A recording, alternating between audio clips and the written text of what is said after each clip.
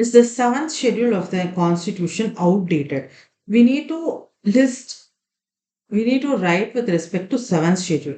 Is it outdated? Do we need to reframe it? If yes, how do we reframe the seventh schedule of the Constitution?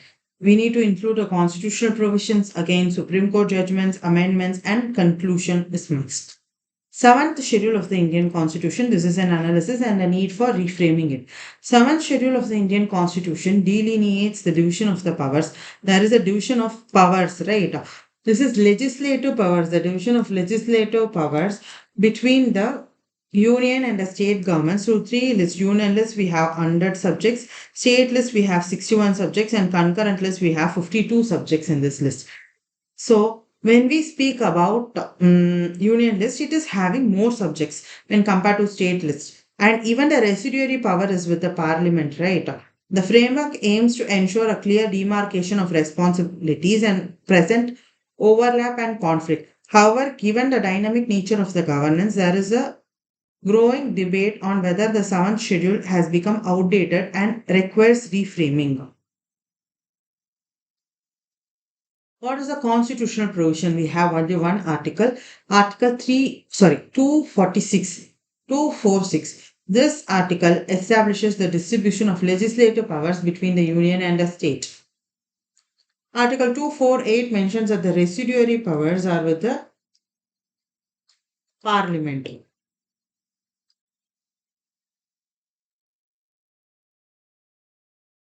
Union list is list 1, state list is list 2, and concurrent list is list 3. Contains the subjects on which only parliament can legislate is a union list, and only the state legislatures can legislate is a state list, where both parliament and state legislatures can legislate. In case of conflict, the union law prevails, with an exception that if the state law, this is not state legislature, it is a state law has received the assent of the president, the state law prevails over the parliamentary law. With respect to the matters in concurrent list, what are the Supreme Court judgments? State of West Bengal versus Union of India 1962. Supreme Court upheld the constitutional validity of division of the powers between union and the state, emphasizing that is the federal structure of the government, right? So, State of West Bengal versus Union of India, 1962, and S.R. Bommai case is very important for federalism. Importance of federalism as a basic structure of the constitution, and it implies a need for balanced division of powers. Is there a balanced division of powers? At present, there is no balanced division of powers because there are 100 subjects in the union list and 61 subjects in the state list. Need for reframing the seventh schedule. Changing dynamics of governance. The socio-economic landscape has significantly changed since the Constitution was enacted in 1950. New areas of governance such as the digital economy, cybersecurity, climate change need clear legislative guidelines. There are some outdated subjects which are present in these uh, list. Plus, we need to have new subjects included, right? They are digital economy, cyber security, climate change, and need for a clear legislative guidelines. Overlapping jurisdiction. There are overlaps and conflicts. For example, subjects like the education, health, agriculture have components intersect between the state and the concurrent list, causing ambiguity and inefficiency. For example, health belongs to state list. Now, education institutions related to health must also come with respect to state list, right? But it is in the concurrent list in the form of education. There is a confusion. This is what causes the conflict and overlap. Centralization versus decentralization. The need to reassess the balance between centralization and decentralization. The states often demand more autonomy in matters like health and education, arguing that they are better suited to address the local needs. How to reframe the seventh schedule? Constitutional amendments article. Now, this is with respect to reframing. We had mentioned that we need to reframe it. The reasons are there is conflict and there are outdated subjects and there is overlapping jurisdiction, centralization versus decentralization. These are the reasons. And how do we reframe the seventh schedule? This is with respect to Constitutional Amendment Act. Here, we are going to amend the Constitution. Reframing the seventh schedule would require a constitutional amendment passed by both the houses of the parliament with two-thirds of the majority and ratified by at least half of the state legislatures. We need an expert committee. Establish an expert committee comprising constitutional scholars, legal experts, economists, and representatives from both the union and the state governments to review and propose changes. Public consultation is very important. Engage in broad based consultation with stakeholders, including the public, civil society, organizations, and industry groups, to gather diverse perspectives and ensure the revised schedule reflects contemporary needs. Legislative charity. Clearly define the subjects and subsubjects to minimize overlap and jurisdictional conflict. For example, break down broader categories like health into specific areas like health, public health, medical education, pharmaceutical regulation, assigning each to the appropriate list. Flexibility mechanism. Introduce a mechanism for periodic review and adjustment of the list to adapt to new challenges and opportunities. This could be done through a statutory body that monitors the implementation and suggests modification. Now, the conclusion is the seventh schedule of the Indian Constitution, while foundational to the divisions of the power in India's federal system, needs to be revisited and possibly reframed to address the contemporary governance challenges. This requires a constitutional amendment informed by expert analysis, public consultation, clear framework to minimize conflicts and ensure effective governance. By adopting a flexible and dynamic approach, India can better respond to evolving needs and enhance the efficiency in its federal structure. Now we have completed few questions. For the upcoming questions, we need to have conceptual clarity. Therefore, we are going to engage in president and powers functions of president. We also see completely about a prime minister, council of ministers. Then we start again solving questions. Now, in this video, we shall complete president, the powers and functions of the president. He is the head of the state and he is the supreme commander of Indian armed forces. You need to remember these 2 points. He is head of the state. He is not the head of the government.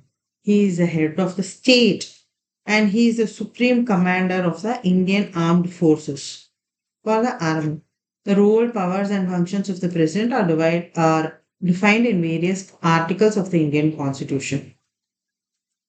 Articles related to the President of the India is Article 52, 53, 54, 55, 56, 57, 58, 59, 60, 61, 62, 63, 64, 65, 66, 67, 68, 69. 70, 71, 72, 73, 74, 75, 76, 77, 78, and 123. There are 28 articles in total which is related to president. Do we need to remember all the articles? Few of them we need to remember. Article 52 states that there shall be a president of India. The executive power of the union shall be vested in the president. So the executive power is vested in the president and shall be exercised by him directly or through officers who are subordinate to him in accordance with the constitution. In Article 53.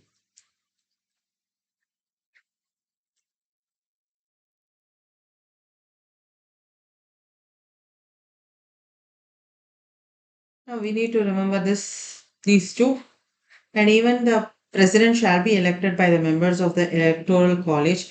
The electoral college consists of elected members of both the houses, elected members of both the houses, and elected members of the legislative assemblies of the state. Manner of election of the president is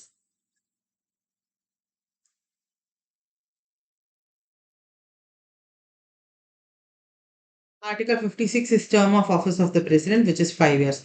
Eligibility for re-election of the president. Qualifications of the president, he must be a citizen of India and at least 35 years of age. qualified for election as a member of House of People, that is Lok Sabha. 35 years plus Lok Sabha, qualified to be a member of Lok Sabha. This is the eligibility of the president, the qualification of the president. Article 59, conditions of the president office, including prohibitions on holding any other office of profit. Oath or affirmation by the president before entering the office. Procedure for impeachment of the president for the violation of constitution. So out of 10 articles, we need to remember 4 articles, right? Article 52, which states that there shall be a president. 53 is the executive. This is very important. All the executive power of the union. The executive is under the president, right? He exercises it directly or through a subordinate. The executive powers of the union is vested to the president and he exercises them directly or through subordinates. So, one, two, three. Three articles are important. On the manner of election of the president is 55. But who participates in the election of the president is 54. The president shall be elected by the member of an electoral college. It consists of elected members of both the houses of the parliament and elected members of the legislative assemblies of the state.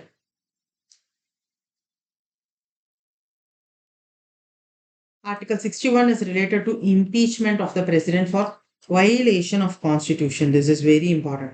It is for the violation of constitution. Impeached for the violation of constitution, right? So out of 10 articles we studied so far, 4 are very important. It is 52, 53, 54, and 61.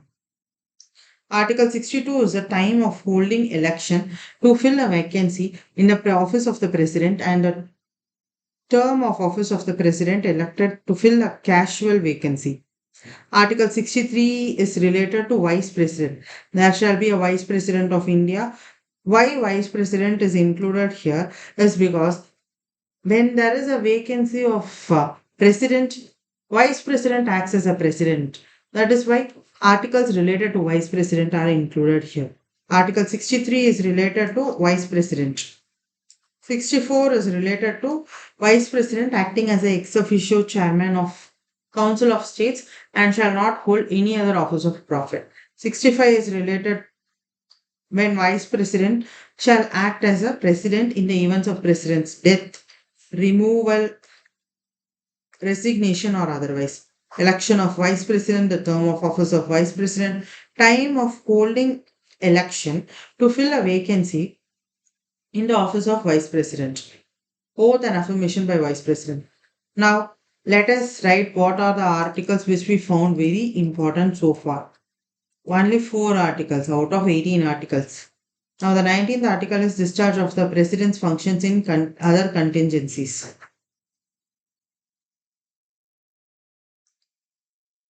Matters related to or connected with the election of the president and vice president.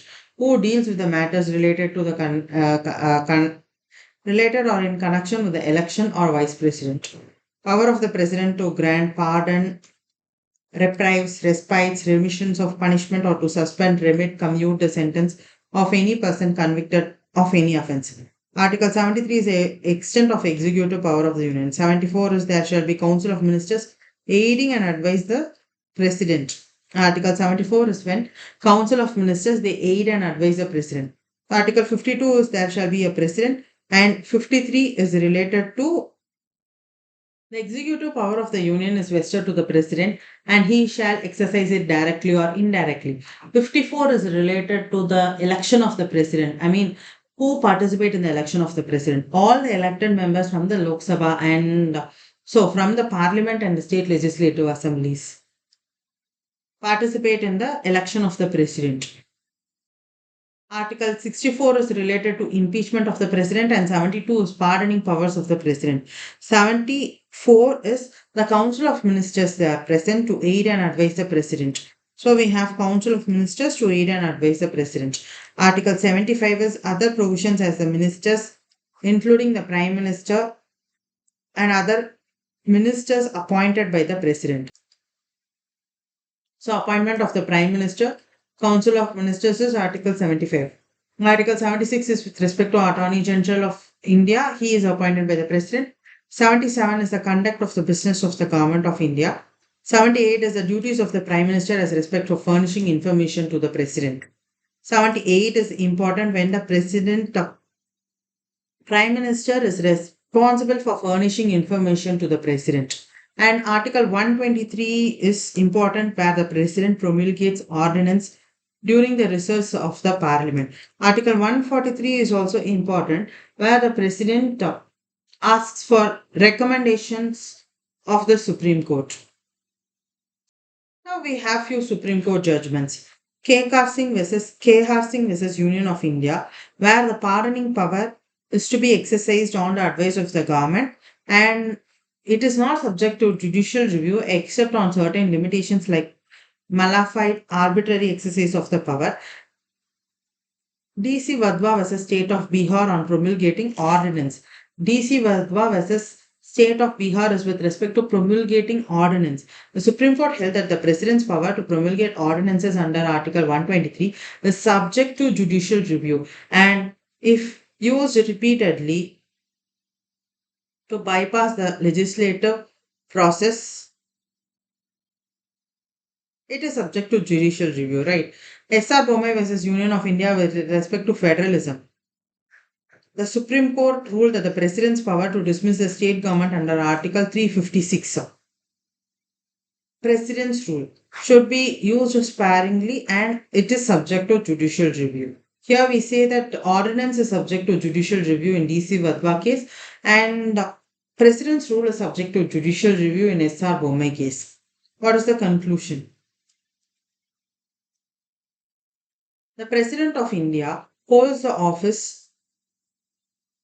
a significant constitutional position with various powers and responsibilities defined under multiple articles of the Indian Constitution. The President acts on the advice of the Council of the Ministers and plays a crucial role in upholding the Constitution, representing the unity and integrity of the nation, ensuring the smooth functioning of the parliamentary democracy in India.